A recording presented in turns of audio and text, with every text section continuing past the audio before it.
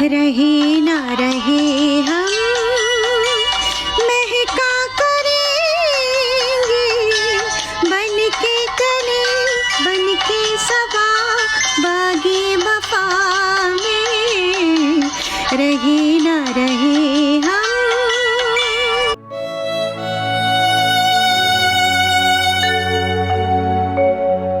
We announce the sad demise of Lata Mangeshkar Didi this morning at 8:12 has died because of multi-organ failure after more than 28 days of hospitalization post her COVID. उनका जाना ये हमारे पूरे देश के ऊपर एक बहुत बड़ा आघात है।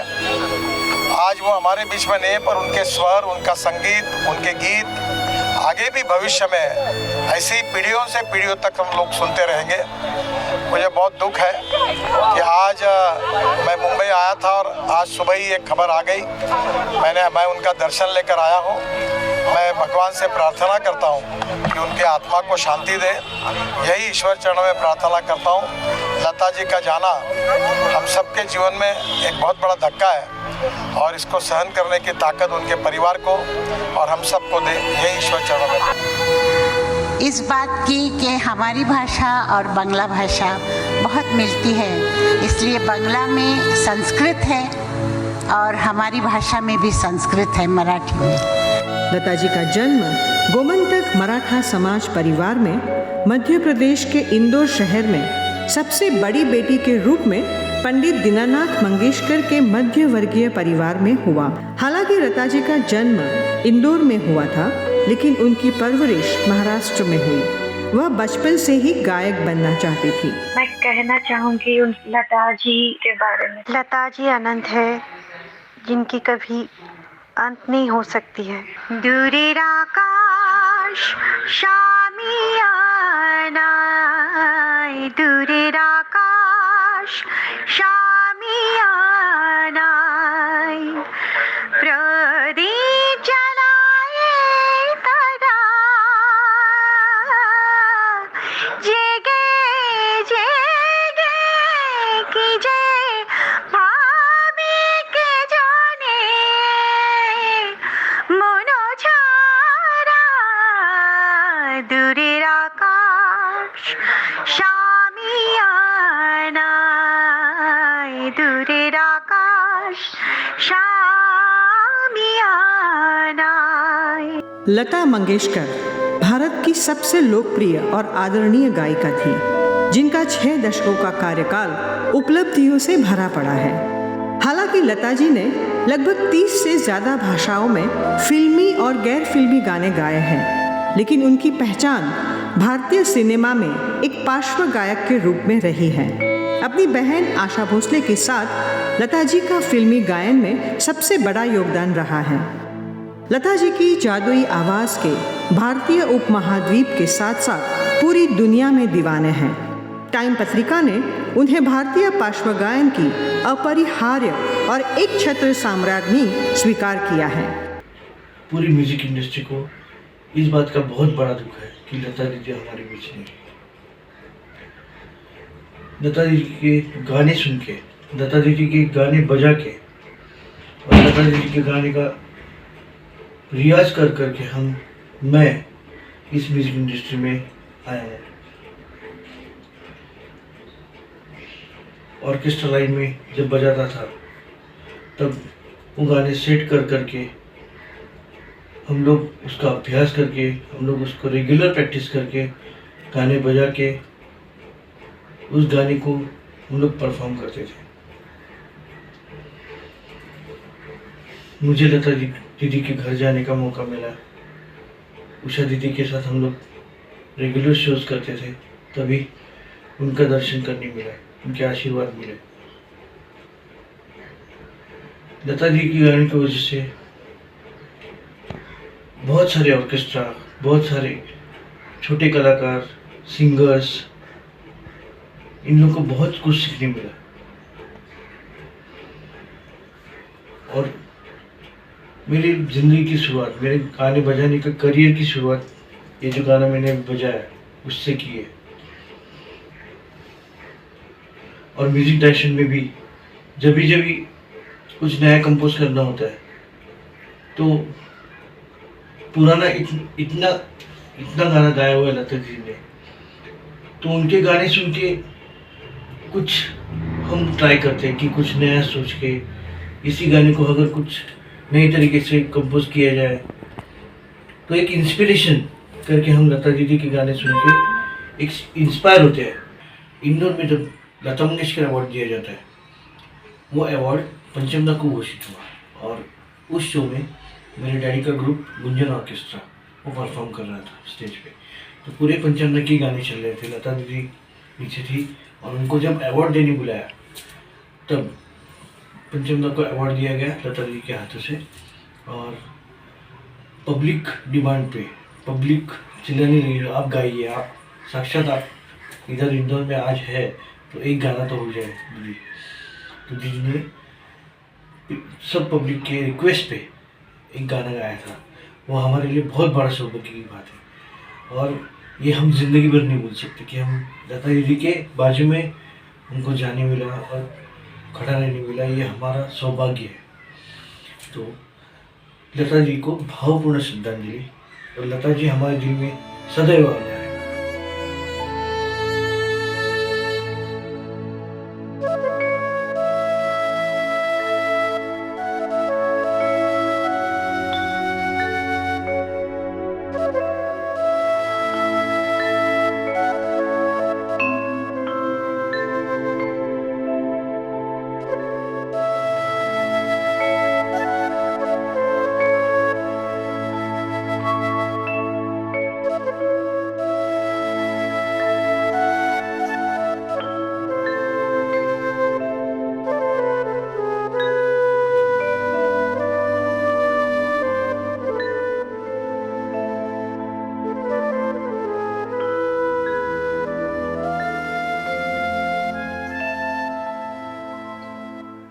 देखिए, लता जी केवल सिंगर नहीं थी, वो सरस्वती का अवतार थी। तो अवतार जो लोग लेते हैं तो आते हैं, एक सही दिशा बताते हैं जीवन की। उन्होंने संगीत की सही दिशा बताई कैसे 100% तो 99% रिफ्लेक्शन उन्होंने पेश किया। तो बस वो आई, उन्होंने अवतार लिया, लोगों को ये चीज बताई और उसके बाद कल सरस्वती विसर्जन था, कल तक रुकी, आज चली गई। तो ऐसे करते देवता लोग आते हैं और अपना रास्ता लोगों को बता के चले जाते हैं। चली गई, आज सुबह फिर आएंगी, फिर वो अवतरित होंगी किसी न किसी रूप में और संगीत को एक नई दिशा देंगी। 1979 और तब से मैं दीदी को सब चल रहा हूँ। अभी 3 महीने पहले उनको फोन किया, तो क्या मिल नहीं पाते थे, तो फोन से बात करते थे और व्हाट्सएप मुझे रोज कभी अपना डालना, कभी कुछ लिखना, कभी कोई अच्छी तस्वीर उनकी फैमिली की, मैं भी उनको भेजा करता लेकिन मैं भी चुटकुले भेजता था, बड़ा मजा लेते थे लोग। उनको क्रिकेट का बहुत शौक है, क्रिकेट खिलाड़ियों का बहुत सम्मान। उन्होंने लंदन में जन्म लिया था, वो ग्राउंड जो था जहाँ पर दिया था कि मैंने वहाँ गया था उनके सामने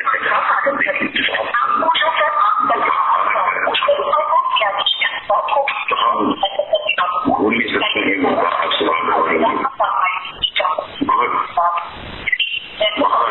सरस्वती माँ तो महान ही होगी ना, लेकिन गाएंगी तो गाएंगी बहुत।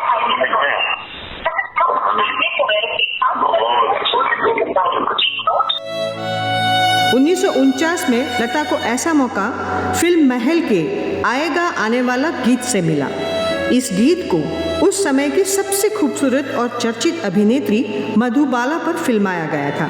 यह फिल्म अत्यंत सफल रही थी और लता तथा मधुबाला दोनों के लिए बहुत शुभ साबित हुई। इसके बाद लता मंगेशकर ने कभी पीछे मुड़कर नहीं देखा। आज जैसे ही टीवी खोला और न्यूज़ आई, एक ऐसी न्यूज़ जो हम सभी सिंगर्स के लिए बहुत ही असहनीय जिसे कहेंगे, क्योंकि जब से होश संभाला है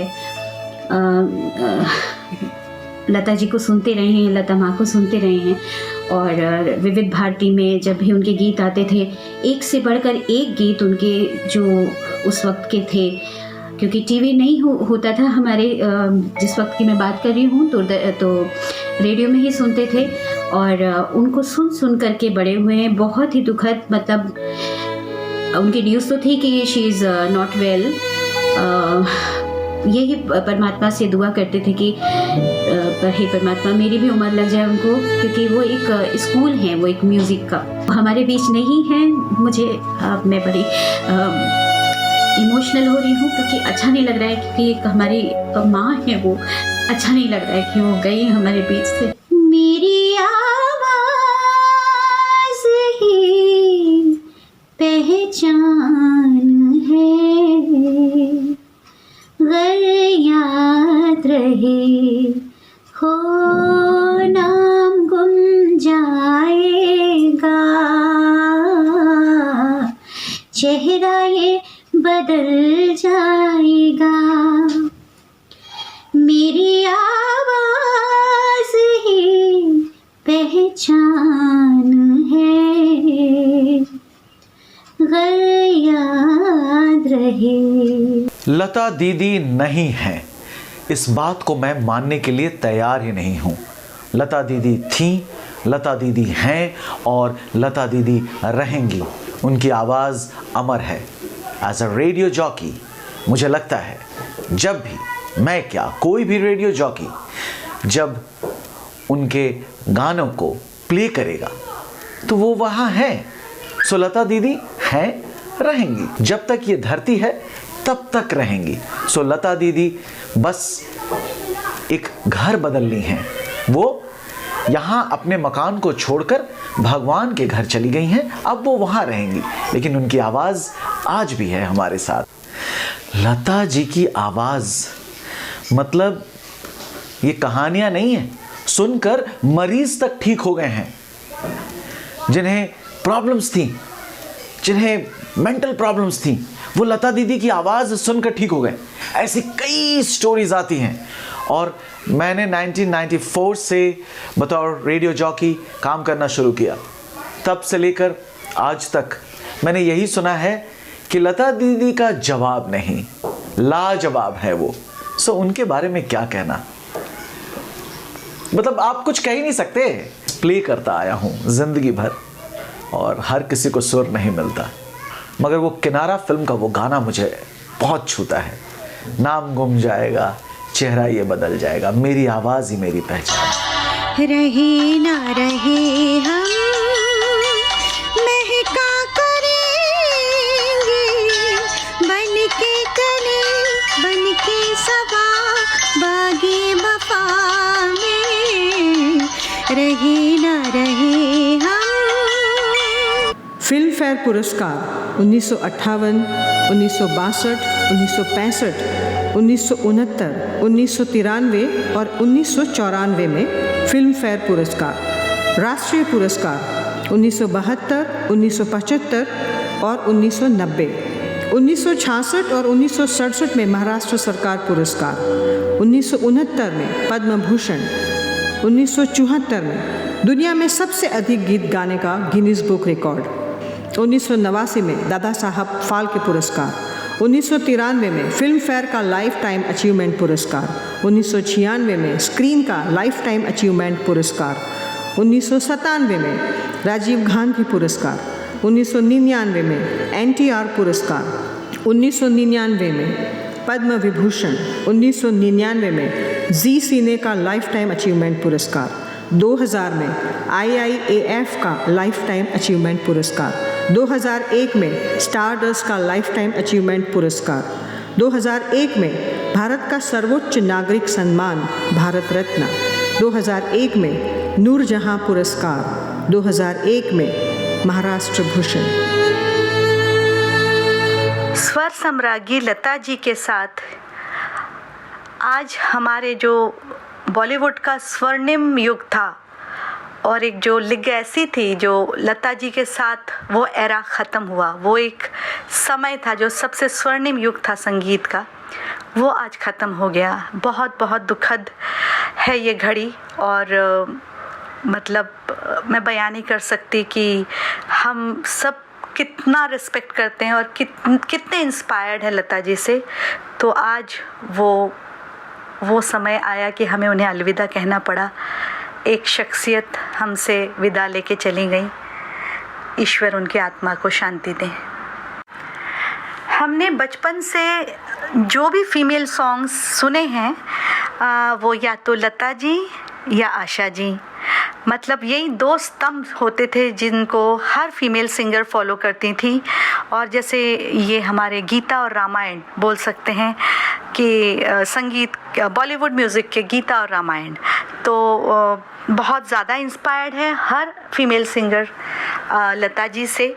और उनके जैसा सुरीला, उनके जैसा भाव, उनके मुड़कियाँ, उनकी सब चीज़ें मतलब इतनी बेहतरीन कि बस सिर्फ अगर लता जी का ही गाना सुना जाए तो एक अच्छा खासा रियाज़ हो जाए।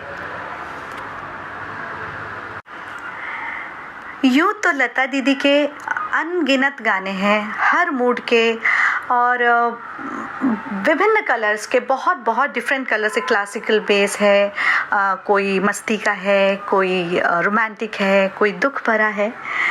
तो ऐसे एक गाना मुझे भी याद आ रहा है, तूने वो रंगीले कैसा जादू किया, पिया पिया बोले मत वाला जिया, तूने वो रंगीले कैसा जादू किया, पिया पिया बोले मत वाला जिया, बाहों में छुपा के क्या किया, और पिया हो तूने वो रंगीले कैसा जादू किया, पिया पिया बोले मत वाला जिया। लता दीदी को मैंने अपने समक्ष देखा था इन द ईयर 1999 जब मैं अपने शहर भिलाई से मुंबई आई थी और एक प्रोग्राम हुआ करता था रियलिटी शो मेरी आवाज़ सुनो। तो उसमें ग्रैंड फिनाले में वो मेरे समक्ष बैठी हुई थी और मुझे वो पल मतलब रोंगटे खड़े हो जाते हैं सोच के कि मैंने उनके सामने गाया और वो अवार्ड भी जीता। तो ये एक बहुत गोल्डन मेमोरी है मेरी। और इसके अलावा स्टूडियोज़ में एक स्वरलता स्टूडियो है मुंबई में, तो वहाँ एक आध बार मैंने उनसे रूबरू होके और उनका आशीर्वाद लिया है। सो इस तरह से मैं तो मेरी तो बोलती बंद हो जाती उनके सामने, मुझे ये नहीं समझ आता मैं उनको देखूं कि क्या बोलूं, जस्ट प्रणाम करके और बस आशीर्वाद लिया मैंने। So these are my memories.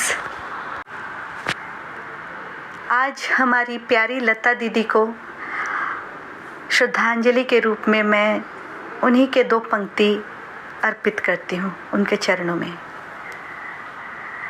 रही न रही हम महका करेंगे, बन के कली बन के सबा बाग़े वफा में, रही न रही हम महका करेंगे, बन के कली बन के सबा बाग़े वफा में, रही न रही हम। जब हम न होंगे, जब हमारी खाक पर तुम रुकोगे, चलते चलते अश्कों से भीगी चांदनी में एक सदा सी सुनोगे, चलते चलते वहीं पे कहीं हम तुमसे मिलेंगे,